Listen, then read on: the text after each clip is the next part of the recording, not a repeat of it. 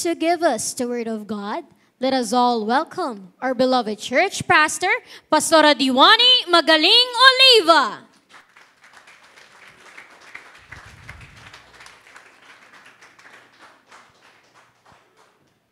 Sige po, magandang umaga po sa inyo lahat. Palakpakan natin ang Panginoon ng mas malakas. Pag sa Lord, espesyal ang palakpak. Pang kay Diwani lang yan, mas espesyal kay Lord. Praise God! Purihin po ang Panginoon. Napakabuti ng Diyos. Amen. Sabihin mo sa katabi mo, mabuti ang Diyos sa lahat ng panahon ng buhay mo. Amen. Kaya nga may awit na sa bagyo at sa problema, sa galak at sa pag-asa. Aga-agang kumanta ni Pastora, ang nais ko'y purihin ka, Jesus. Alam nyo kung paanong nilikha ng Diyos ang paraiso? Siya rin naman ang lumikha sa wilderness. Amen. Kung paanong may nilikha ang Lord na paradise, meron siyang nilikhang wilderness.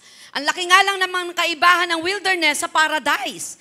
Pero tandaan po natin, bago ka makarating sa paradise, kailangan dumaan ka sa wilderness.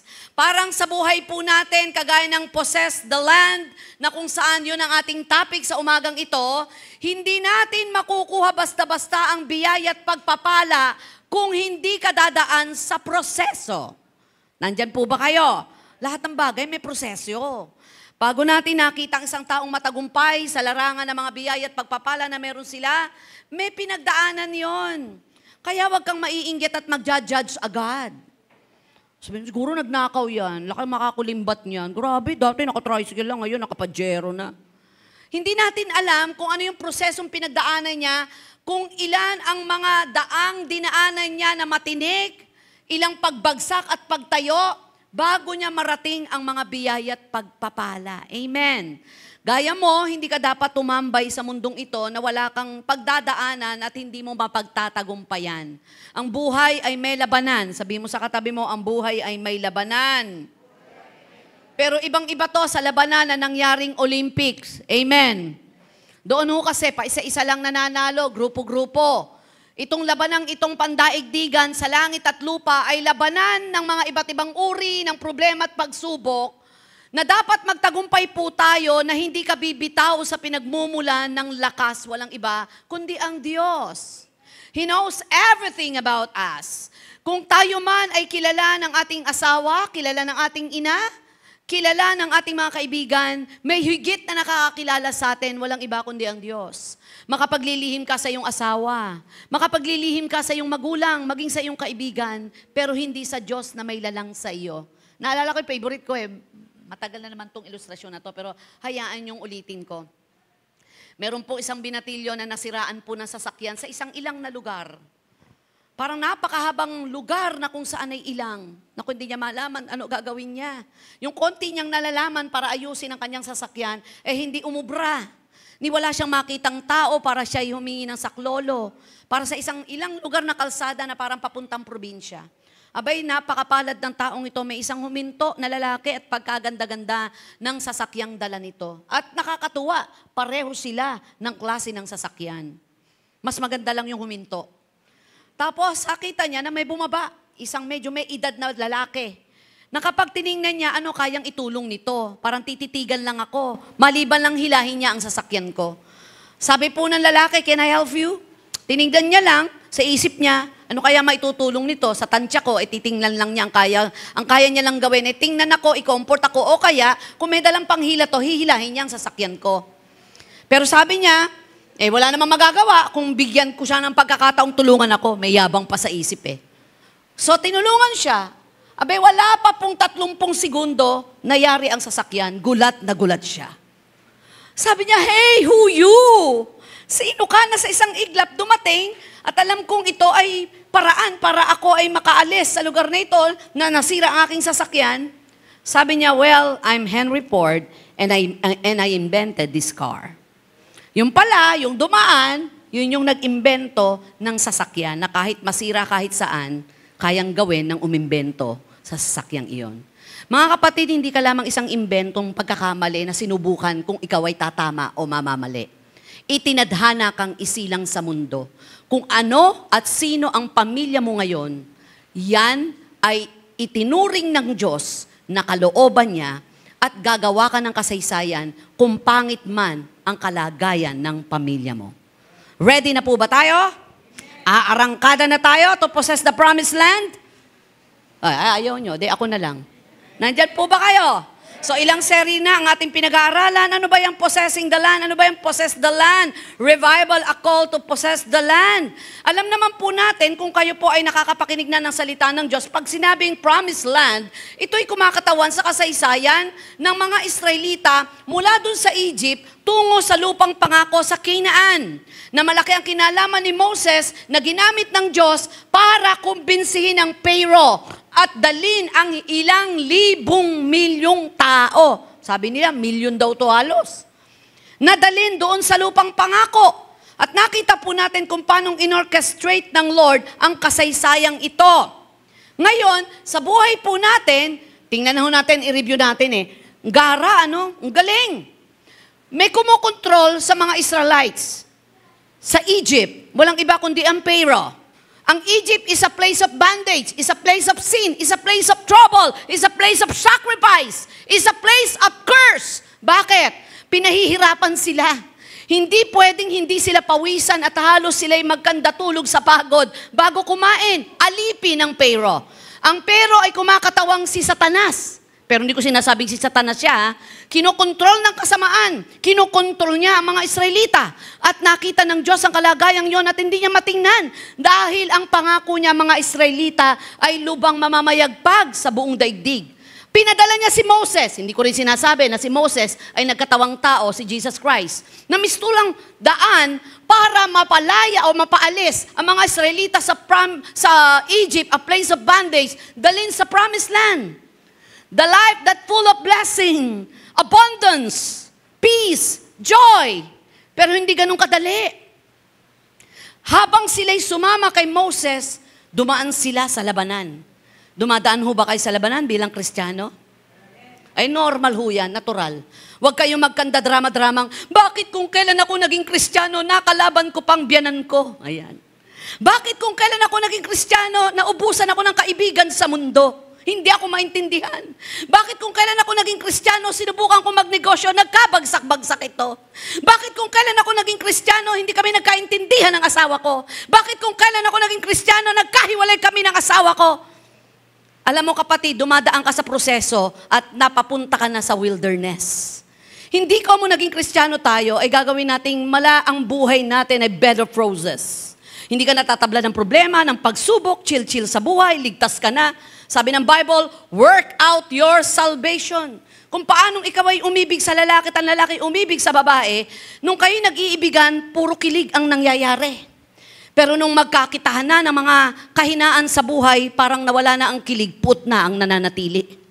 Sinusubok ang lahat ng relasyon at dadaan ito sa ilang na sitwasyon para makita nating sa gitna ng kawalan, kayang magbigay ng Diyos ng maraming paraan. Amen. Palakpakan natin ang Panginoon.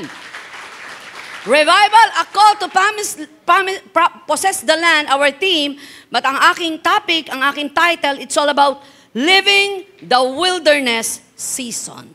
Living the wilderness season. Deuteronomy chapter 8 verse 2 says, remember how the Lord your God lead you all the way in the wilderness, these 40 years, to humble and test you, in order to know that was in your heart, whether or not you would keep His commands. The Lord will bless the reading of this passage. Kapag pinag-aralan po natin itong possessing the land o possess the land, the promised land, marami po tayong dadaan ng iba't ibang kwento ng buhay na maglalarawan po ng kwento natin sa panahon ngayon. Wala pa po yan kung saan paanong pinabagsak ng Diyos ang Jericho, kung paanong nakatawid ng dagat, kung paanong sa paglalakbay nila ay merong nagkaroon ng disciplinary action, kung paanong sa paglalakbay po nila ay naantala ang kanilang paglalakbay, kung paanong maraming sumpang bumaba para lamang ipakita na kapag kayo sumaway, magkakasumpa-sumpa ang buhay nyo. Kung paanong ang ilog ay naging dugo, kung paanong bumaba ang napakaraming mga insekto, kung paanong ang tungkod ni Moses ay sa isang iglap ay naging ahas. Wala pa po tayo. Napakalawak pong kwento ang paglalakbay ng mga Israelita. Kulang ang isang taon na maging tema po natin ito. Pero sa umagang ito, gusto kong mag-concentrate sa wilderness. Everybody say wilderness. Ano nga ba itong wilderness? Sa paglalakbay ng Israelites, isa sa pinaka-highlights na napakaraming pagsubok na hinubog ang kanilang pagkatao at napagkakilanlan kung sino sila ay nung nando na sila sa wilderness. Nandyan po ba kayo? Kasi mapagkikilanlan ng isang Kristiyano, hindi lamang sa masaya kasi ang buhay. Hindi lamang maraming pagpapala. Paano kapag nagigipit ka na? Paano kapag dumating na nasaktan ka na? Sasabihin mo pa bang, Diyos, ikaw ay papupurihan ko. Di lamang dahil sa pagpapala mo. Ang wilderness ay dinaanan ng mga Israelita kasama si Moses na na-expose anong klase ng pananampalataya meron sila. Kaya nga, huwag kang hahatol kung nasa simbahan lang kapag umiiyak at opo, napakabait talaga ng mga Kristiyano. Minsan may mga Kristiyanong tupa sa loob ng simbahan, tigre sa labas ng simbahan. Dapat kung tupa ka sa loob, tupa ka sa labas. At dito sa wilderness, dito po i-expose kung anong faith, anong Christian life meron ka. A wilderness experience is usually taught as a tough time in which a believer endures discomfort and trials. The pleasant things of life are unable to be enjoyed, or they may be absent altogether and one feels a lack of encouragement. A wilderness experience is often a time of intensified temptation and spiritual attack. Everybody say spiritual attack. It can involve a spiritual, financial, or emotional drop. Having a wilderness experience is not necessarily a sign that a believer is sinning. Rather, it is a time of God-ordained testing. Kaya wag tayong hahatol na kapag ang isang Kristiyano ay nasa gitna ng pagbagsak, paghihirap, nagkasakit, may sumpayan. Palibasa, salbahe. Palibasa, hindi siya faithful. Hindi natin alam kung anong pagreretoke ng Diyos ang ginagawa sa atin individually, personally. Hindi rin ko alam kung ano mga pinagdadaanan nyo personally. Maaring dito ang ganda ng dating nyo, masaya kayo. Nakangiti kayo, masaya kayo, pero durug-durug ka na pala. Basag ka na pala. Ubus ka na pala. Napakadali pong pagtakpan sa pamamagitan ng pagngiti, pagdadamit ng maayos, pagkanta at pagiging masaya kunwari, ang durug na puso at basag na damdamin kapag humarap tayo sa tao, pero hindi po sa Diyos. Hindi nila alam, may wilderness experience ka ngayon. A wilderness experience is often linked a mountaintop experience. And that is the struggles follows a success of some kind. The period of trial comes on the heels of a period accomplishment or achievement. There are several ways of biblical example enduring a wilderness experience. Tingnan niyo po ito. Unang-una, ang mga Israelita, ang Israel, in leaving Egypt, experienced a miraculous deliverance through the Red Sea. Pagkaraan nila sa Red Sea, doon na nagsimula yung matinding wilderness. Ito yung isang bumulaga sa kanila sa paglalakbay nila. Chill-chill nung una. Siguro may mga baon sila pang 3 days kasi ang alam lang nila, nadinig nila, 3 days lang ang lakbayin. So mga nagdala sila, siguro mga tinapay na pang 3 araw to, walang expiration to, basta-basta, mauubos agad. Tubig na iinumin, pagkaing luto o hilaw na pwedeng kainin.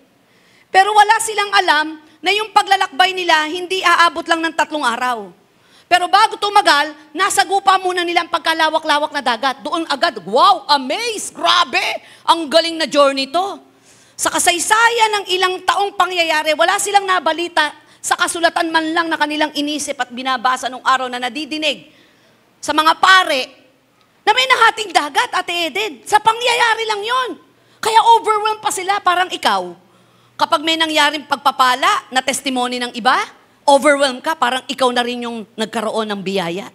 O yung iba naman, naiinggit. Ba't nagkaroon ng bahay at lupa yan? Pero pagka may gumaling sa cancer, talagang relate na relate ka. Oh, praise God, gumaling. Pero pagka pinagpalang, wow, may bagong sasakyan. Ba't siya meron? Ba't kayo, hindi kayo mainggit pagka may cancer yung iba't gumaling? Doon lang ako nagtataka eh. Pagka may nagpatutong, may cancer, gumaling, naghihingalo na, nabuhay, naiiyak ka. Pero yung, praise God, nagkaroon ng bagong building, magandang sasakyan. Ay, ba't gano'n? Di ka makapalakpak. Pinipili natin yung pagkainggit eh, no? So dito makita po natin, even ang unang-unang karanasan, pagdating sa wilderness, walang iba kundi ang Israelites na na-highlights. Pero sa New Testament, meron din naman. Isa pa sa Old Testament, walang iba kundi si Elijah. Sabi ng Panginoon, dinala siya sa isang lugar. Wala talagang makakainan. Biro mo, ang nagdala sa kanila, hindi lalamove, hindi grab. Kaya ang original grab nung dumarating araw na yon, walang iba kundi ang uwak. Di ba nagpapagrab kayo? Tama ba? Uwak ba yung nagdala ng pagkain? May grab na nun eh. Kaya lang baka magulat ka. Si Pastora Helen, ang di ko malilimutang experience niya, nagpe-pray siya ng ulam. Sabi niya, Lord, wala lang ako budget. Biglang may pusang dumating. May dala-dala, oh. Naka-plastic pa. Lutong ulam ba yon? Pinagtanong niya muna, walang umaamin, tsaka niya kinain. Kaya pusa man ay gagamitin. Kukunin lang sa kapitbahay at isasalin sa'yo. Kung baka ako ma-trending dito. Amen. No? Uso bantayan ngayon ng preaching eh. Tapos gagawin nilang kwento. Titiradurin ka sa preaching at babaguhin yung kasaysayan ng pagtuturo mo. Ako po, ang paraan ko, alam ko naman po, napakaraming paraan ng Diyos para pagpalain tayo. Amen. Naranasan ko rin po na wala na kaming gas. Nilayhans namin, nakikaya ako sa faith ni Kuya Ed. Abi, tumagal yung gas namin. Sabi ng asawa ko, maglilimang buwan na yan ah. Tapos so, saktong 5 buwan, wala na ho yung gas, nilalehans ko uli. Sabi ni Pastor Jan, malaki gupit ko ngayon, bumili tayo ng gas. Napakaraming paraan ng Diyos para tayo buhayin. Si Elijah, isang halimbawa na nasa ilang na lugar ka man, walang pwedeng mag-grab, walang pwedeng kuhanan ng pagkain, pero nagpadala ang Diyos. Imposible ang kanyang kaparaanan para mabusog ka lang bago ka sikmurain, may nakadeliver ng pagkain. Tapos, baka naman sa tuwing magugutom ka, titingala ka sa langit, nasa na kaya ang agila? O nasa na kaya ang uwak? Dinala siya saan? Sa isang babaeng mamamatay na sa gutom. Yun na lang ang pagkain. Imagine that. Makinig mabuti. Tandaan po natin, lahat ng naglilingkod sa Diyos, pagpapala ka, hindi ka pabigat.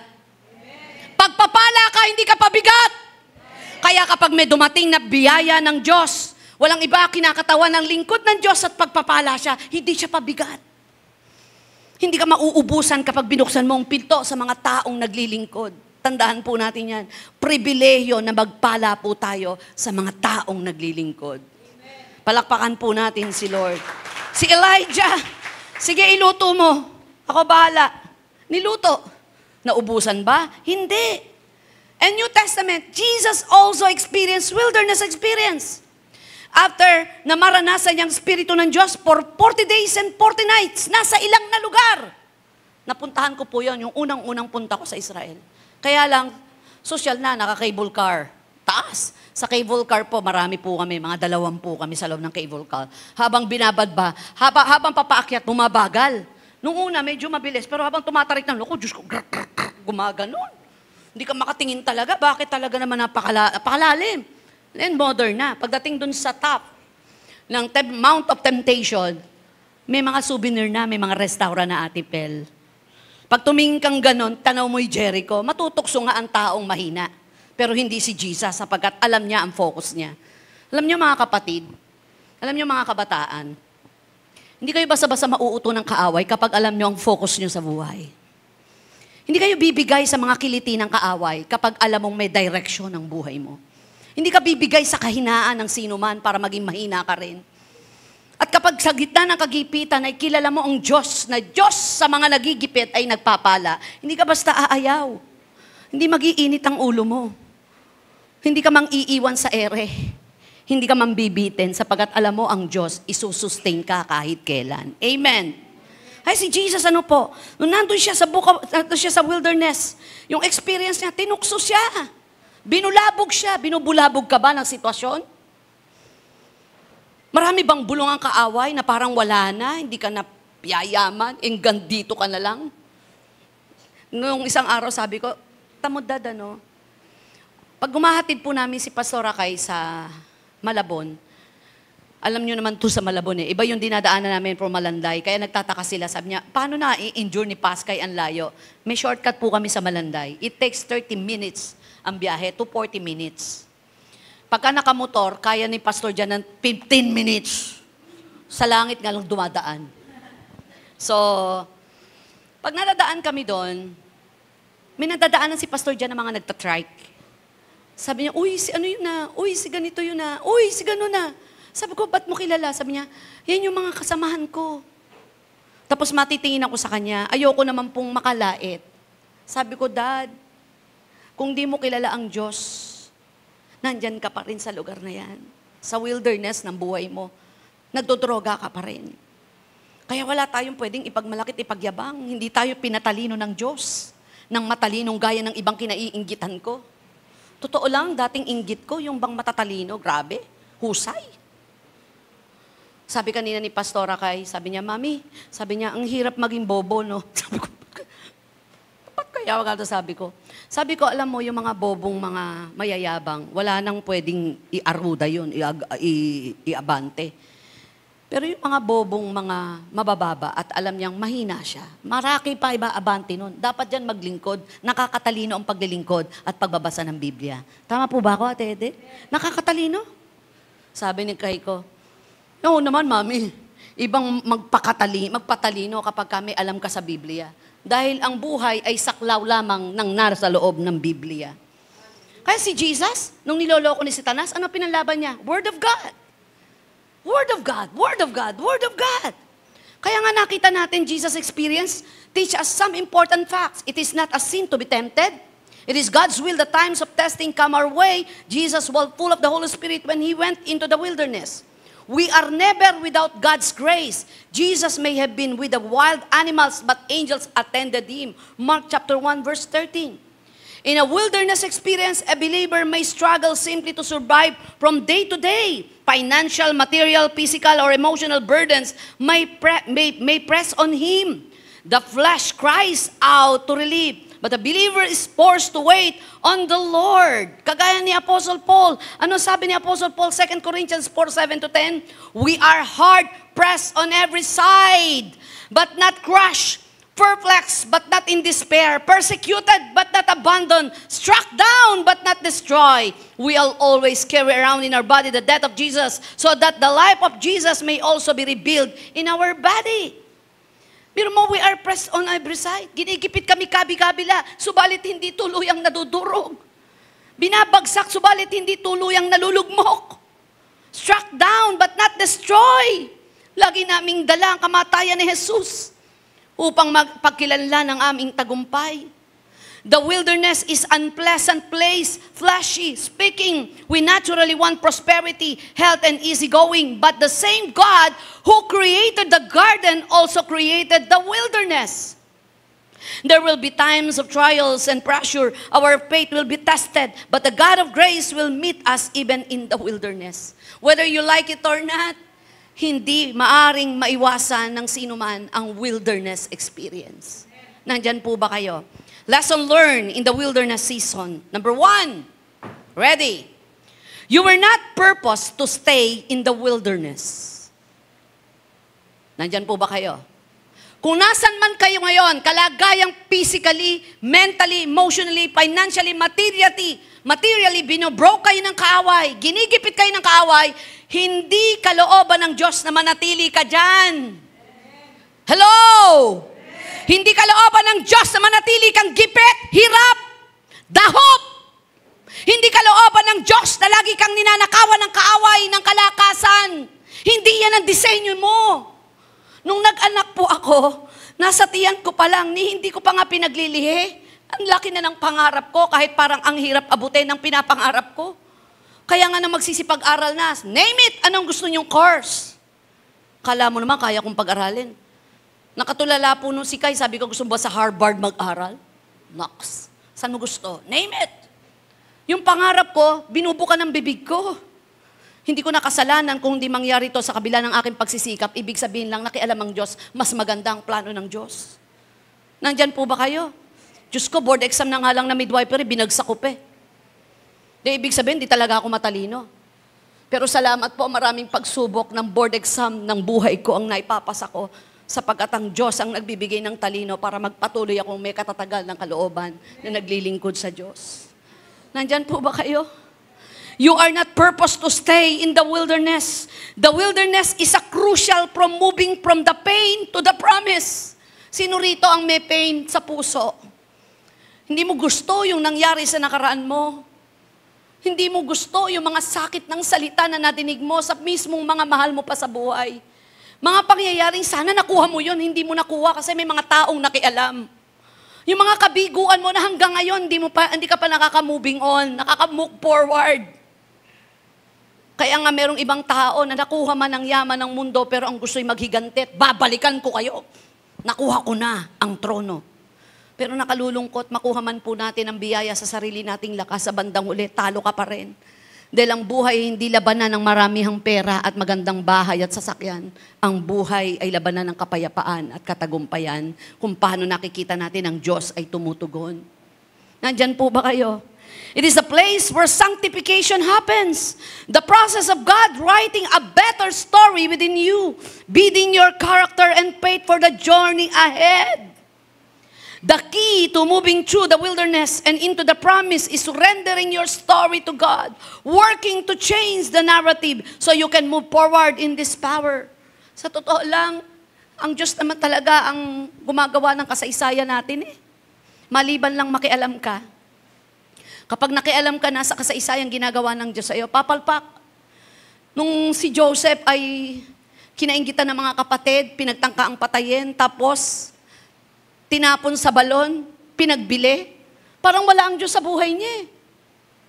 Hindi biro yung kanyang naranasan at napakasakit.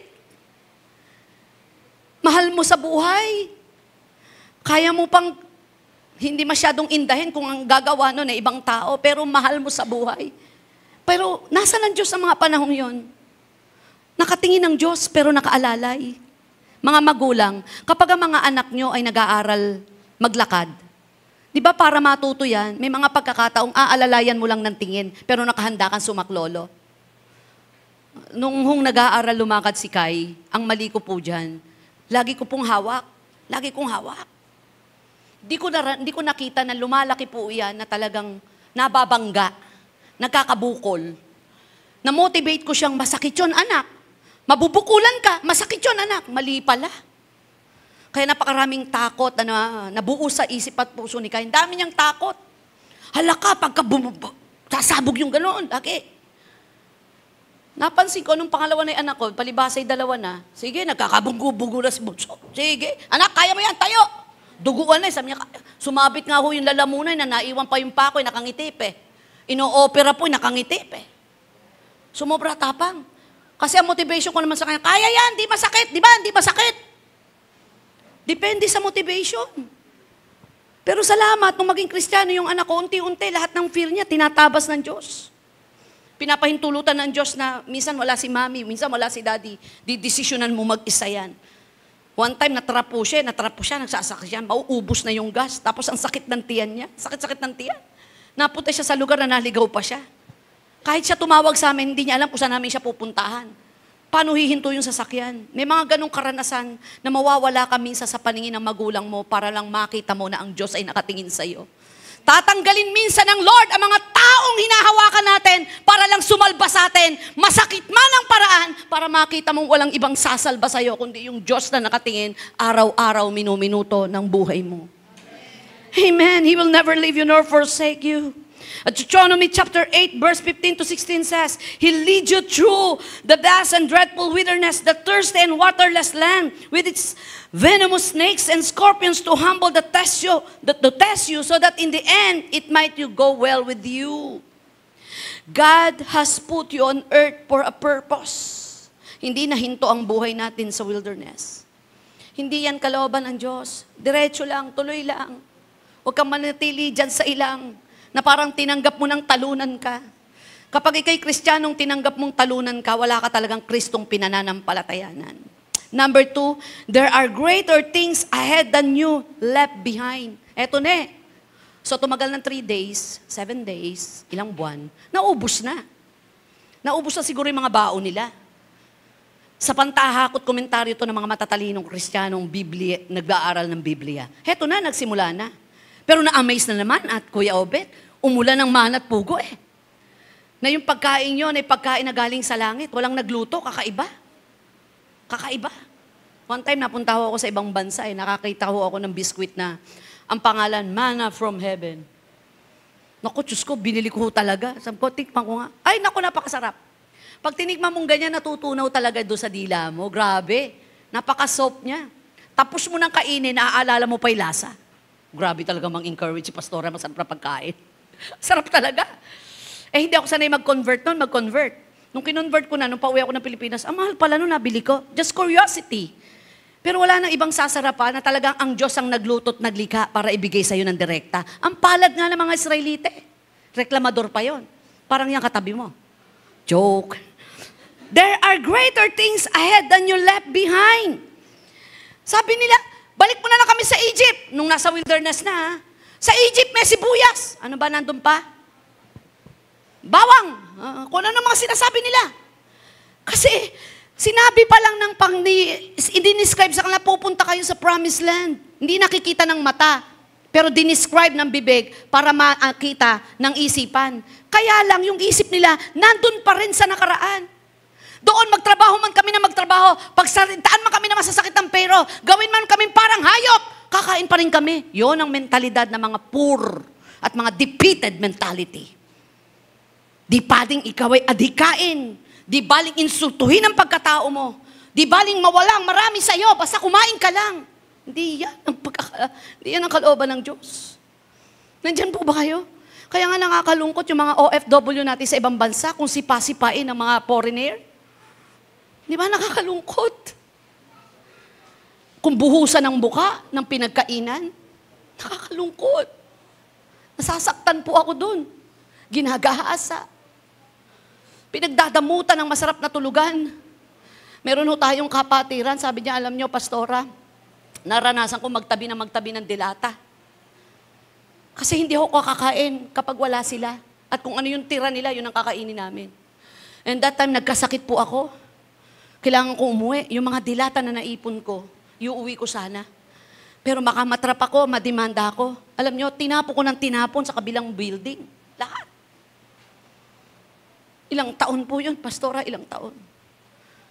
Sabi ko, ang Diyos naman, hindi ba aring hindi dyan. Hindi ko sinasabing mali ang mga ibang bansa ka. Don't get me wrong. Pero wag nating piliting buksan ang pinto na hindi para sa iyo. Posibleng mabuksan yan kasi pinilit mo.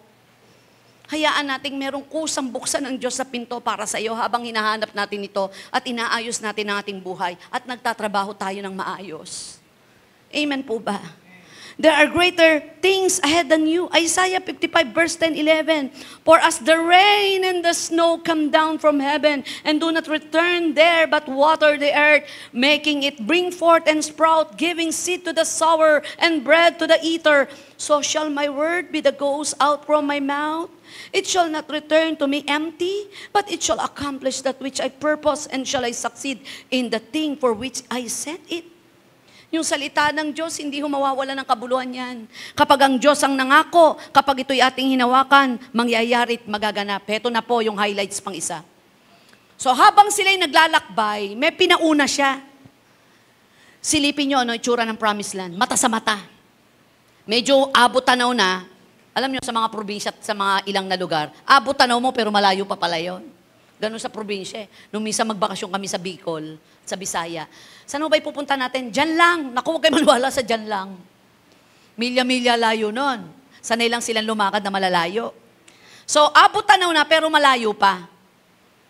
Malapit na pero malayo pa. So, nagpapunta ng 12, tama ba? 12 spies.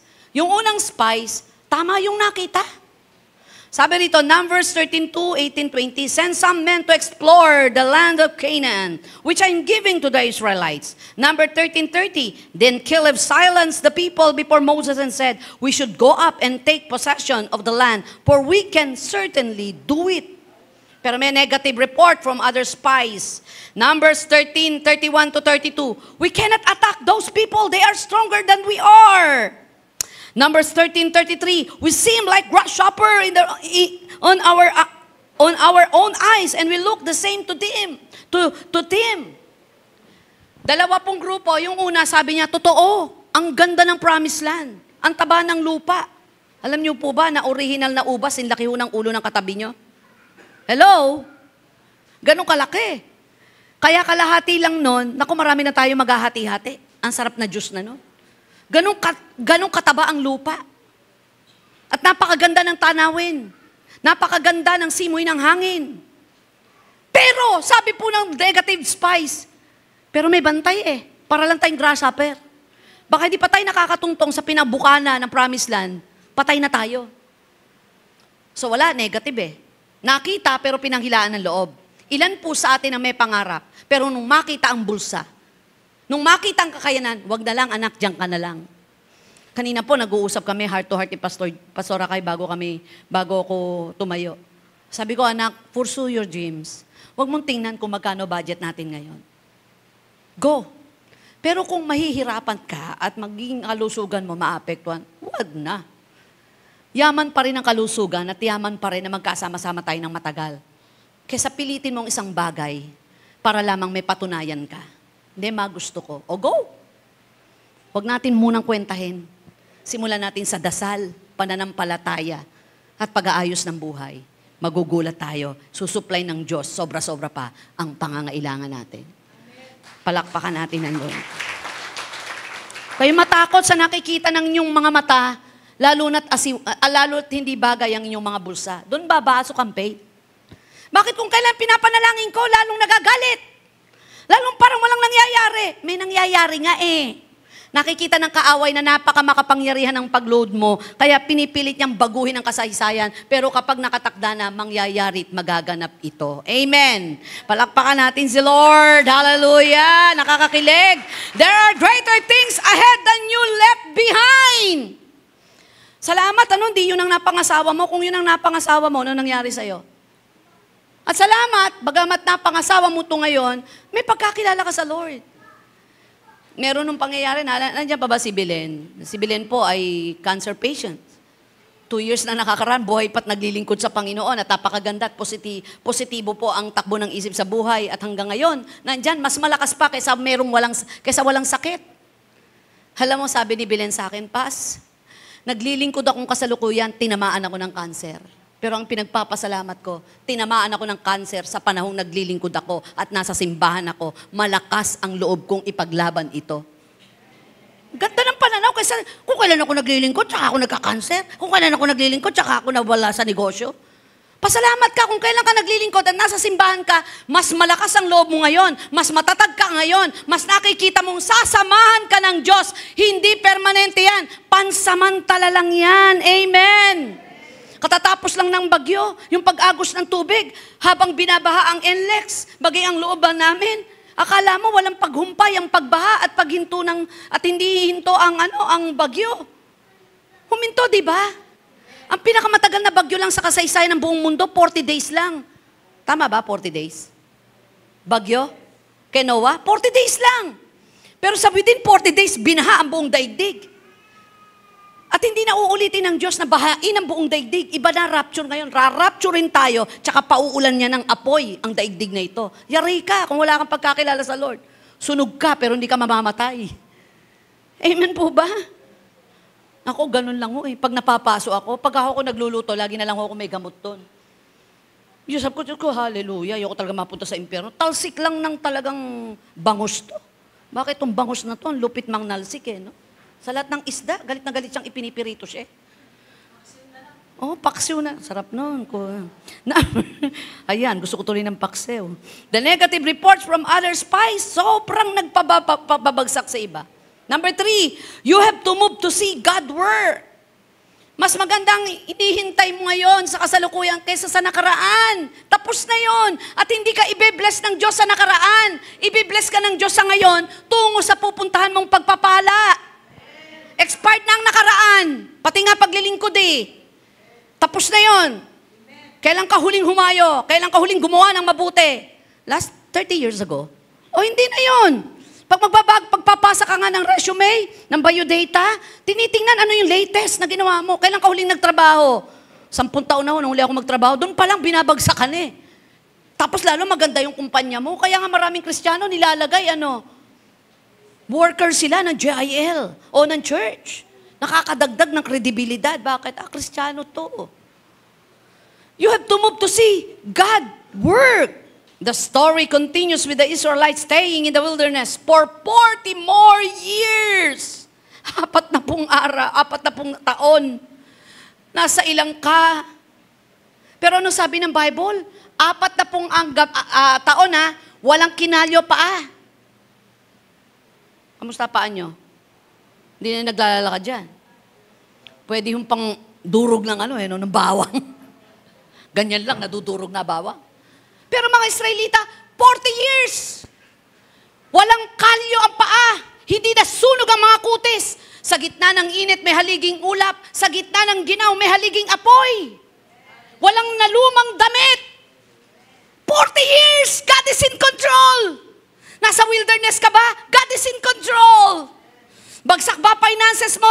God is in control. May problema kayo mag-asawa? God is in control. Nasa wilderness ka? God will provide.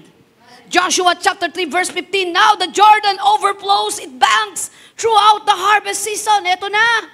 Patawid na sila doon sa Jordan, balik sa Jordan River.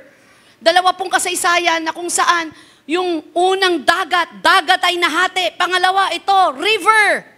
Parang kung titingnan mo, wow, kaya natin to. Dagat nga natawid eh. Pero ibang klase itong Jordan River. And mas marami ng bagong tao nang tumawid sa Jordan. Kasaysayan na lang yung sa dagat na pula. Kasi Joshua generation na to eh. Mga namatay na yung iba, inabutan na sa paglalakbay, wala na rin si Moses dito. Kasi si Moses, hindi nakarating sa promised land, pero naligtas eternity. Nandyan po ba kayo? Kasi yun lang yung role niya. May sumunod na sa kanya. Sa leadership, kung napapalitan ka, ang mahalaga nakapaglilingkod ka pa rin. Huwag ipilit. Diba? May mga pagkakataon di mo na kaya. Welcome in you. Unless the old has gone, the new has come.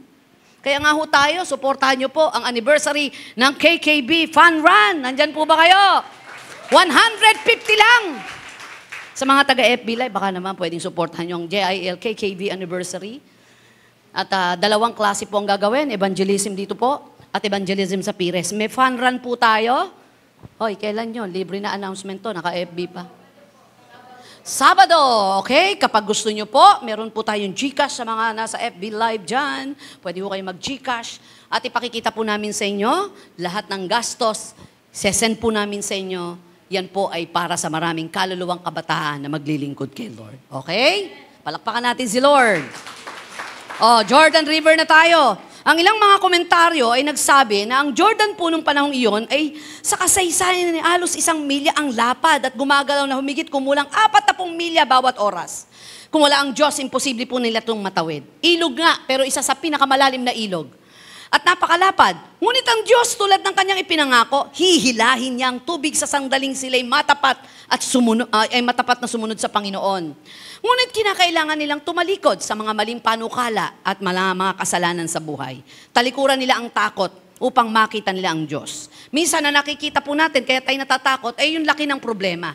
Parang Jordan River.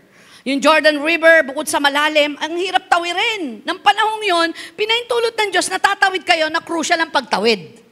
Itinuon ng Diyos na crucial. Mataas ang tubig. Hindi biro, malakas ang agos. Kaya kung titingnan, teka nga, iba yung dagat eh. Oo, pero pareho lang ng intensity yan, mamamatay ka pa rin. May dala pala siyang Ark of Covenant. Hindi pwede. Pero ano ginawa ng Lord? Pinatigil niya yung pag-agos, hinila niya yung tubig. At ano nangyari? Kapag tinungtong ng mga priest, kasama ang Ark of Covenant, hihinto bigla ang tubig. Matutuyo ang gitna. Kaya ano nangyari? Nanatili sila sa gitna. Dala ang Ark of Covenant. Habang tumatawid ang mga Israelites. Siguro kung tayo yon, how great is our God. Sing with me, how great. Kasi habang yung presence ng Lord nasa gitna, dumadaan sila na parang wala lang. Habang taglay natin ang presensya ng Diyos, dadaanan at tatawirin po natin mula sa pagsubok tungo sa tagumpay ng buhay kasama si Jesus. Amen o ba? As soon as the priest carrying the ark reached the Jordan, their feet touched the water. Its edge, the water flowing downstream stood still, rising up in a mass. Joshua 3:13-14-16. The Israelites' faithful obedience led to the blessing. Philippians chapter 1 verse 6 says, and I'm sure of this, that he who began a good work in you will bring it to completion at the day of Jesus Christ. Their faithful obedience declare fear over God more powerful than thing that kept stuck, and that is what God is asking us to do. Sabi ko sa asawa ko kagabi, Ang lakas makapanlait ng kahirapan, ano? Pag mahirap ka, parang hindi ka priority. Hindi ka masyadong iniimbita. Naranasan nyo ba yon? One time, invited ako, speaker po ako, nakamotor ako. Hindi ko nasabihin kung saan lugar. Ang mga makikinig, mga negosyante, politiko. Nung makita po akong bumababa ng motor, halos maghikaban yung mga nanunood. Halos maghikaban. Hindi ako pinapansin. And one time, minatid po ako ng kaibigan ko, naka-Fortuner na ako. Naku, pagbaba ko, binabati na po ako, lahat nakatingin. Sabi ko, ayos kayo, hindi naman akin tong Fortuner na to. Diba, kung tayo laitin ng mundo, kahit wala kang dangal, basta may pera ka, napansin niyo yun? Mga politiko nga 10 asawa, binoboto pa natin . Diba? Bakit? Kasi may magagawa to . May pera siya. Yun ang nakakalungkot. Akala nila yung pera ang nagbibigay ng dangal. Totoo lang. Ang nagbibigay dangal ay yung pagiging mabuting tao. Sa bandang huli, i-expose ng Lord lahat ng mabubuti at lahat ng masasama. Amen po ba? Tingnan nyo, nakakalungkot, di ba? Sumasawsaw ang mga tao sa problema ng iba. Problema ng mag-ina, pati tayo nakikomentaryo. Ako sa ina, hindi ako sa anak, hindi sa gitna ako. Ikaw nga, wala kang panluto ng sinaing . Sumawsaw ka pa sa problema ng mag-ina. Wala kang 50 million . 50 ang peso sa pambili ng bigas, wala kayo. Sumawsaw ka pa. Bakit? Maraming tao kasi sawsawera. Kasi hindi niya maritoke yung buhay niya, sasawsaw na lang sa problema ng iba. Nililibang ang sarili sa problema ng iba. Naalala ko po yung kwento, dapat pang pinali ko to . Meron pong maglolo, sabi nung bata, sabi niya, Lolo, ano po ba yung pwede niyong ituro sa akin na life lesson na sa pagtanda ko, magiging kagaya ko kayo na naging matatag sa buhay? At ano ang pwede kong maging aral na pwede kong ituro kapag ako'y lumalaki na? Ngumiti po yung lolo at sinabi niyang, sige, mag-eksperimento tayo at may matututunan ka. Pumunta ka sa mga kapitbahay. Mga 10, hanggat kaya mo, kumato ka, ipamalita mo na nangitlog yung ostrich natin. At ang kagandahan nito, ginto ang initlog. At nang makita mo, milyon ang halaga ng bawat isang itlog na ginto. So nagtagal po yung bata, hindi maintindihan bakit yun ang pinagawang eksperimento ng kanyang lolo. Pagkatapos bumalik siya, ano sabi? Wala po, tahimik lang sila. Kinatok ko sila, sabi ko, yung alagang ostrich ng lolo ko ng itlog. Dami. Ang itlog, ginto. Kapag binagbili mo isa, magiging milyonaryo kami, pinakamayaman kami sa village na ito. Ano sabi nila? Wala, mama. Yung iba nakatawa. Wala, lolo, nakangiti. Naghintay yung lolo, pagkaraan ng 2 araw, wala man lang siyang nabalitaan. Sabi niya, Lolo, ano po ba lesson doon? Eto, balikan mo uli lahat ng mga kinwentuhan mo. Balikan mo, nakagabi, pinasok tayo ng magnanakaw. Kinuha lahat ng gintong itlog natin. Sinira bahay natin. At sabihin mo, sinaktan ako. Opo, Lolo. Umalis. 30 minuto, bumalik ang bata. Pagkaraan 30 minuto, nakapaligid na maraming tao sa paligid nila. Sabi ng bata, ano po life lesson doon? Kapag nagkwento ka na magagandang bagay mula sa'yo, wala silang pakialam. Naiinggit yon. Wala silang pakialam. Pero nung kinwento mo na mamuntik na tayo mamatay, ninakawan tayo, interesado sila. Mas malaki ang kwento na may dating sa kanila, yung naghihirap ka, yung nahulog ka sa kasalanan, yung wala ka ng kayang gawin, kesa dun sa nananagana ka. Pinagpapala ka, maraming biyaya, pakialam ko sa'yo. Diba sumausaw ang lahat ng merong isang nagtagumpay sa larangan ng lakas? At lalong mas naging maingay at sumikat nung nagka-problema ang pamilya niya. Pero walang masyadong ingay at hindi masyadong kilala. Pero ngayon, mula bata hanggang matanda, kilala na mayagpag ang mas maraming problema kaysa tatangumpay na ginawa niya. Yon ang life lesson. Wala tayong magagawa kung ano gustong isipin sa'yo ng tao, yun ang iisipin nila at hindi natin mababago ito. Focus on God, not your problems. Don't let your problems be threat. Matatapos na po ako. Problems like a captured our attention. Our minds are very good at keeping fixated on what might hurt you. But this often gives them more energy than they deserve. Keeping your problems is the driver's seat and making you feel like God has left.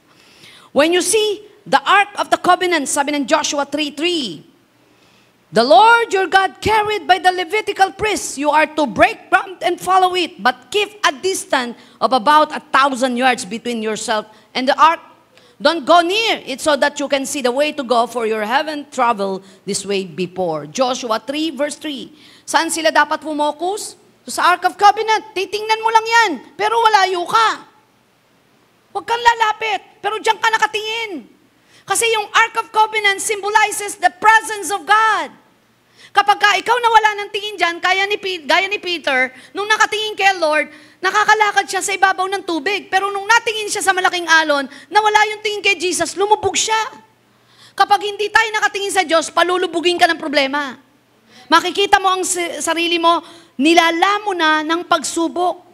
Something changes when we shift our focus from our problems to Him. It gives us direction. It gives us unexplainable power, like Peter. So stop focusing on the pain and focus on the living God who has the ability to deliver you from the pain. Psalms 12 verse 1 and 2, I lift up my eyes to the hills. From where does my help comes? My help comes from the Lord who made heaven and earth. So sa Joshua 3:16, nung maapak po ang paa ng mga priest, huminto ang tubig at sila'y nakalagad. Sa pangunguna ng mga paring may dala, ng kaban, ng tipan, umalis ang kampo ng bayang Israel upang tumawid sa ilog. Malaki ang tubig sa Jordan noon. Subalit, verse 16, tumigil ang pag-agos ng tubig. Ang tubig ay natipon sa tapat ng bayan ng Adam nung mababa ang paa ng mga priest. Doon ay nakita natin ang pagkilos ng Diyos. Tapos na po ako, verse number 5. God does not stop at saving you. He wants to use you. Kaya ka inaalis dyan sa Egypt ng buhay mo, dinadala ka sa Promised Land, para maging kagamit-gamit ang buhay po natin. Amen o ba? Ako, sa totoo lang, lalo pa ngayon, nagkaroon ng mas makabuluhan ang buhay ko, mas naging maayos, mas naging payapa kahit may labanan pa rin sa buhay, nang masumpungan ko ang pinakamagandang bagay na pwedeng gawin ng tao. Bukod sa yumaman ka at gawin mo ang dapat mong gawin bilang isang ordinaryong tao, ay paglingkuran natin ng Diyos ang Panginoon. Nang tapat ang Diyos. Timothy, sabi ng 2 Timothy 2:21-26, the Lord wants to use you for special purpose. So make yourself clean from all evil, then you will be holy, and the Master can use you. You will be ready for any good work. Stay away from the evil things a young person like you typically wants to do. God sees you and He sanctify you in this season. Nakikita tayo ng Lord. Hindi pwede sabihin natin, hindi pa ako pwedeng gamitin ng Lord. Aayusin ko muna buhay ko. May mga isesettle muna ako. Sabi nga nung awit, kailan pa natin ibibigay ang buhay natin sa Diyos kung wala na tayong lakas? He is sanctifying you in this season. But don't stop there. God has called you for a reason. He has given you purpose and spoken life over you. Use that to keep moving and use that to move beyond your past into the future glory has gifted you. Sabi po ng Ephesians 2:10, for we are God's handiwork, created in Christ Jesus, to do good works, which God prepared in advance for us to do. Tumayo po tayong lahat. God longs to use you because He loves you. He's not selfish. He does not need you. He does not need your help. He wants to work with you. He wants your life to matter. He wants you to have eternal reward for the things you do here on earth. Because He's good Father, He is a good Father who longs to give good gifts to His children. Sana ho, bigyan natin ng pagkakataon ng Diyos na magamit ang buhay po natin. Ako, laging ito yung panawagan ko. Hindi kailangan naman pumosisyon ka para mapaglingkuran mo ang Diyos eh. Hindi naman kailangan na may titulo ka para paglingkuran ng Diyos. Magdala po tayo na maraming kaluluwa sa kalangitan. Mamaya akong third service, puno ito. Niti ako sa inyo, puno to. Baka mamaya wala, makulangin pa upuan eh. Don't get me wrong. Kaya ho mapupuno kasi tapos na ang bagyo, magpapamigay pa huli kami ng ayuda. Gagamitin po namin yung mga pinamigay na mga tao na susuporta para sa maraming kaluluwa. Eh, yun ang paraan eh, para makarinig sila ng Word of God eh. Kasi nga, Kultado utak nila sa maraming bagay sa pangangailangan. Kaya yung pangangailangan nila sa lupa, ibibigay po namin. At kapag nakaupo na sila at hawak nila ang pangangailangan nila sa lupa, bibigay din namin ang pangangailangan namin sa langit. Salamat po kasi may mga taong ginagamit para ma-reach out sila. Salamat po kasi naniniwala po ako, maraming pagkakataon para paglingkuran natin ng Diyos. Dumidilim na po ang panahon. Dami ng mga imposibleng nangyayari. Yung mga lugar na disyerto, binabaha na ngayon. Ang lindol, pangmalakasan na. Gigibain talaga yung lugar mo. Ang pagbaha, hindi na biro. Ang sakit ng tao, biro mo, pati insekto, may dalang sakit pag kinagat ka. Bigla na lang, mamamatay ka. Mga kabataan ngayon, biro mo, nagkaka-aneurysm. Pabataan na po ngayon ang namamatay eh. Hindi natin alam kung kailan ang arrival, departure ng buhay eh.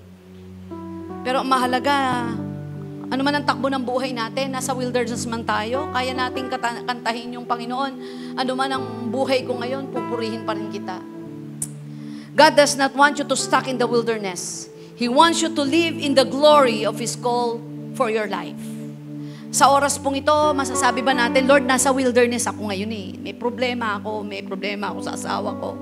May problema ako na dapat itawid. Hindi ko alam kung magpa-prosper tong pinasok ko, ano man ang sitwasyon ng buhay ko. Pero Lord, wag mabago yung pagsamba ko sa iyo, yung pagpupuri ko. A long time ago, meron po akong pamangkin. Siya po yung unang apo ng nanay at tatay ko. Siyempre, anak ng panganay eh. Gwapo yung pamangkin ko talagang. Lalaban mo yun. Gwapo. Talino. Lumaki ho yun, pa-abroad, baba dito, abroad. Nagkasakit ho yun. Yun yung unang-unang sakit. Tamang-tama po yung gamot. Dadating na from daibang bansa, namatay po yung pamangkin ko. May problema po yun sa buto, yung pagpasok po ng dugo yata sa buto. Nung time na yon, yun yung first time na mamamatayan kami. Hindi alam nung kapatid ko kung ano yung gagawin niya. So, ako'y pastor na po nun. That time nun,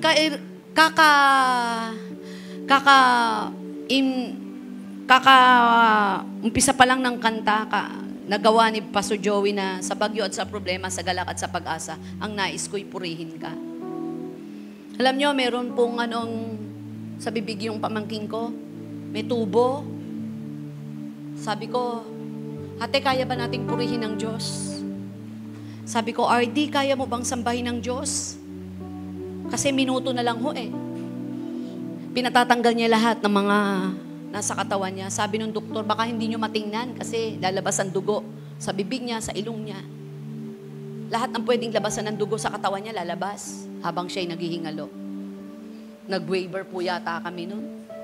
Sabi ko, habang sinasalubong ng pamangking kong kamatayan, purihin natin ang Diyos.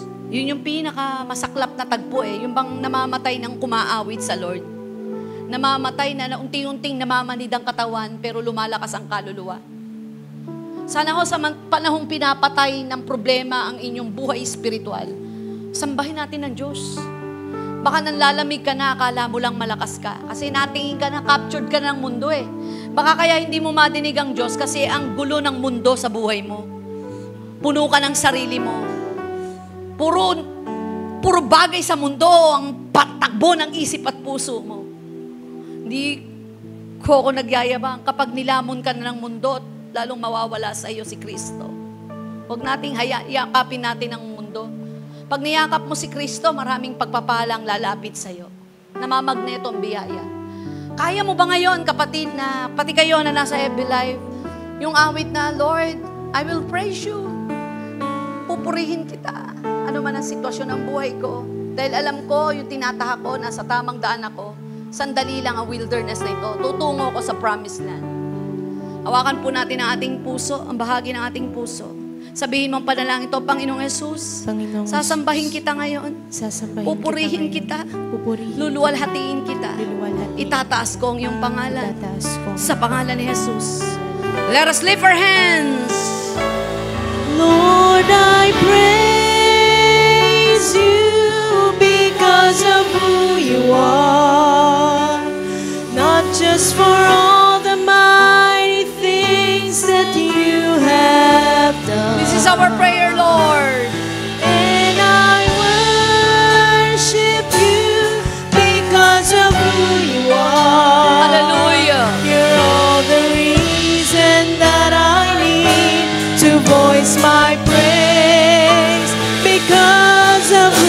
pa po. Hallelujah. Lord, I praise you because of who you are. We give you praise. Not just Give for you glory. all the mighty things that you have done. This is our prayer, Lord. And I worship you because of who you are. Hallelujah. You're all the reason that I need to voice my praise because of who you Diyos, are. ikaw ay papupurihan ko. Diyos, ikaw ay papupurihan ko. Di lamang dahil sa pagpapala mo. Lamang dahil sa pagpapala mo. O aking Ama, O aking Ama, sinasamba kita. Dahil ika'y Diyos na hallelujah. tunay. Kapatid, handa mo bang sambahin ang Diyos? Ito na ang pagkakataon. Diyos, ikaw ay papupurihan ko. Di lamang dahil sa pagpapala mo. O aking Ama, sinasamba kita. Pagkat ika'y Diyos na tunay at dakila. O Diyos, purihin ka. Hibig ng aming puso, Diyos, sa oras na ito, mas manaigang puwersa at kapangyarihan ng pagsamba kaysa pagsuko sa problema. Mas malaig ang lakas ng pandinig sa pagpapatuloy kaysa pag-ayaw at paginto. Mas malakas ang tinig ng paglaban kaysa pagsuko sa anumang uri ng laban. Mas malakas ang sigaw ng pagpapatuloy kaysa paginto. At mas malakas ang sigaw na kaya namin ito sa tulong at biyaya mo. Dantay niyo po ang inyong mapagpalang kamay sa mga babae at lalaki na narito.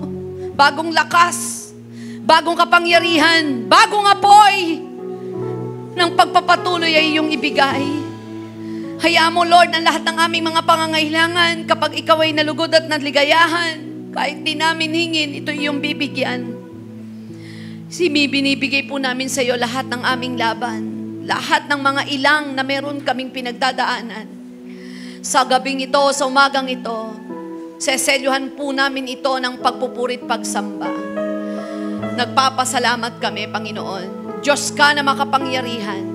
Lulwalatiin at sasambahin ka namin sa anumang pangyayari ng buhay, sa anumang kalagayan, Panginoon. Diyos, ika'y aming papupurihan sa lahat ng aspeto ng aming buhay.